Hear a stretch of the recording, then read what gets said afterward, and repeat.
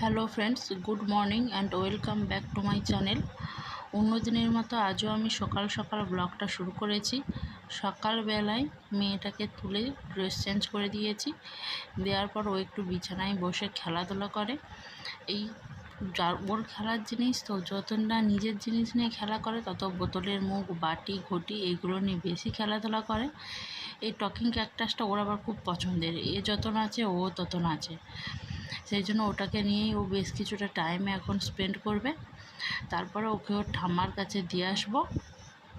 দিয়েছে, আমি আমার ঘর দর পরিষ্কার করব।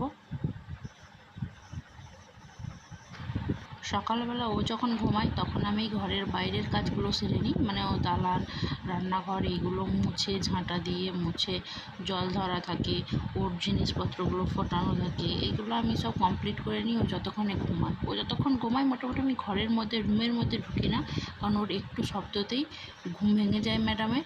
সেই জন্য আমি একদমই ঘরের মধ্যে কোনো কাজ সারি না। ও ঘুম থেকে উঠলে তারপরে। দেখো, ওকে ঠাম্মার কাছে দিয়ে এসেছি। এখন এই যে আমার ঘরের অবস্থা দেখতে পাচ্ছি, একটা বাচ্চা থাকলে যা হয়।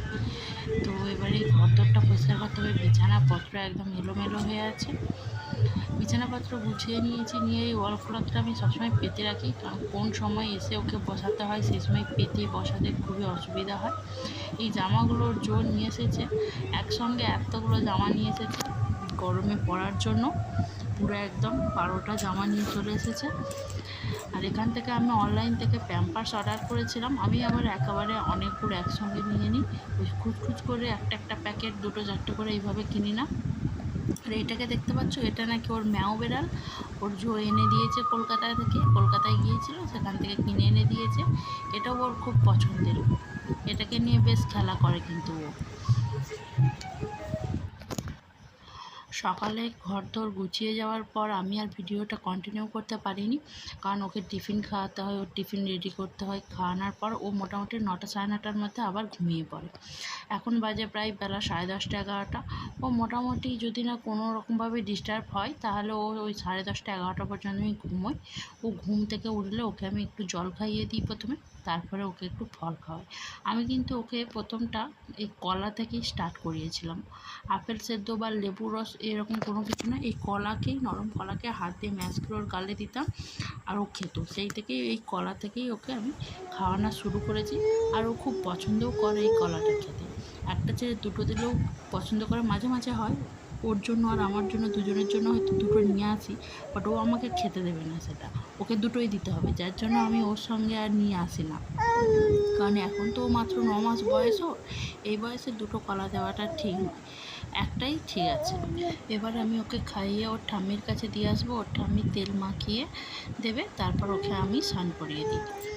তো এখন ভিডিওটা আবার বিকালের দিকে আমি কন্টিনিউ করেছি। বিকালবেলা আশা দিদি কর্মীরা এসেছিলেন, আশা কর্মীরা। তো এসে ওকে খেলা, মানে ওকে চেক আপ করতে এসেছিলো আর কি, যে ওদের দিয়ে যে সব রকম খেলা ও ধরতে পারছে কিনা, ছোট জিনিস বড় জিনিস বা পুতুলগুলো নিয়ে খেলতে পারছে কিনা, ওকে ডাকলেও সাড়া দেয় কিনা। মানে একটা বয়স থাকে, সেই বয়সে ওই বাচ্চারা ওই সমস্ত জিনিস করতে পারছে কিনা সেটা থেকে নর্মালভাবে ধরা হয় আর কি, সেটাই ওরা দেখতে আসে। তো এখানে আশা দিদি এসেছিল, বিকালে ঘুরতে যাবে বলে রেডি হয়েছিল। তারপরে আশা দিদি আসায় ওকে বসিয়ে দেওয়া হয়েছে। আর ও দেখো এই খেলাগুলো নিয়ে বেশ ভালোভাবেই খেলছে। মোটামুটি এতদিন পর্যন্ত কোনো রকম অসুবিধেই হয়নি। যতবারই চেক আপে এসেছেন ওনারা খুবই কম, মানে বলতে হয় খুবই করেছে। ওকে প্রত্যেক মাসে অন্তত 3 মাসে 6 মাসে, এই এখন 9 মাস বারে বারে চেক আপ করতে আসে, সব ঠিকঠাক আছে কিনা, ওয়েট হাইট ঠিকঠাক ধরছে কিনা, খেলছে কিনা, যেমন নর্মাল বাচ্চারা যা যা করে থাকে আর কি। তো এই যে নিয়ে খেলাধুলা করছে ওই সব জিনিসপত্রগুলো নিয়ে। এই চেক আপটা হয়ে গেলে ওকে নিয়ে একটু ঠাম্মাকে বলেছি বাইরে যেতে। আমার ফোনে পাঠিয়ে দিবি, আমি আবার পাঠিয়ে দেবো। আমি ভিডিও করে নিচ্ছি। আচ্ছা, কোনো কিছুর সঙ্গে ধাক্কা না খেয়ে হামাগুড়ি দিতে পারে এখন? হামাগুড়ি দেয়নি। বলতেছি যে পরের বারে এটা পারবে। দেখা যে কোনো কিছুর সঙ্গে ধাক্কা না খেয়ে হামাগুড়ি দিয়ে নিজের পছন্দের খেলনা নিতে পারে, বুঝেছ? এখন হামাগুড়িটা দিতে পারি। আবার নিজের মাতৃভাষায় একটি কিংবা দুটি প্রচলিত শব্দ বলতে পারে। এটা পরে দেরি আছে, 10 থেকে 12 মাস। এখন দিতে পারে ma'am ma'am ma'am ma'am ma'am ma'am. এবার শিশু দেখো এটা পরে পরে দিবে এরকম করে, শিশুর হাতে নাগালের একটু বাইরে একটা খেলনা রাখুন যাতে সে ধরে দাঁড়াতে এবং হাঁটতে চেষ্টা করে। হাতে এখন ওয়াকারটা দাঁড় করে দিলে চড়ে চারদিকে। এদিক ওদিক জিনিসপত্র খোঁজাখুঁজি খেলা করতে গিয়ে হয়তো শিশু অনিচ্ছাকৃতভাবে কাউকে আঘাত করে ফেলতে পারে। কিন্তু তো দেখতেই পাচ্ছ এইভাবে আশা দিদি একটার পর একটা পয়েন্ট করে করে বুঝিয়ে দিচ্ছিল, তারপরে পরের মাসে কী করতে পারবে। তো এইভাবেই একটার পর একটা পয়েন্ট বলছিল, আর সেগুলো করতে পারে কিনা ওরাও দেখছিল বা আমরা বলছিলাম। এইভাবেই ওর চেক আপটা হচ্ছিলো, কমপ্লিট হচ্ছিলো। ঠিক আছে, ওর চেক আপটা কমপ্লিট হোক, আমি পরের ভিডিওতে তোমাদের সঙ্গে শেয়ার করব যে আশা দিদি কী বললো, ও কতটা ইমপ্রুভমেন্ট করেছে, ও ঠিকঠাক ওর মাইলস্টোনগুলো পূরণ করছে কিনা অবশ্যই তোমাদের সঙ্গে আমি শেয়ার করব।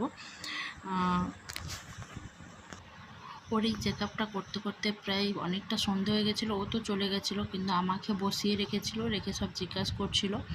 তো সন্ধ্যের পর এই যে একটু দুধ ছিল, মামাম খাওয়ার পর কিছুটা দুধ থাকে, তো আমি দুদিনের দুধ নিয়ে একটু দই বসিয়ে দিচ্ছি, একটু টক দই বসাবো আর একটু মিষ্টি দইও বসাবো।